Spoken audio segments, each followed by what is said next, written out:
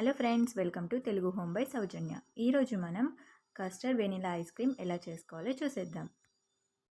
ముందుగా stove on చేసుకొని గిన్నె తీసుకొని అందులో 1/2 లీటర్ పాల వరకు తీసుకొని వేడి చేసుకోవాలి. కొద్దిగా పాలు గిన్నెలోకి తీసుకొని అందులో 4 స్పూన్స్ వరకు కస్టర్డ్ పౌడర్ వేసుకొని ఉండలు లేకుండా కలుపుకోవాలి. ఈ కస్టర్డ్ పౌడర్ని ఇంట్లోనే మనం ఈజీగా ప్రిపేర్ చేసుకోవచ్చు. కావాలంటే మన ఛానల్లో వీడియో ఉంది, ఒకసారి వాచ్ చేయండి.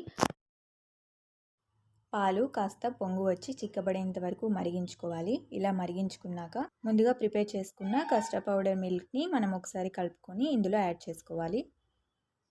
ఇలా కస్టర్డ్ మిల్క్ యాడ్ చేసుకున్నాక దీన్ని కలుపుకుంటూ కాస్త చిక్కబడేంత వరకు మరిగించుకోవాలి.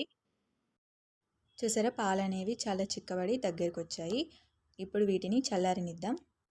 పాలు కాస్త చల్లారాక మిక్సీ జార్లో తీసుకొని మిక్సీ చేసుకోవాలి. ఇలా నురుగొచ్చే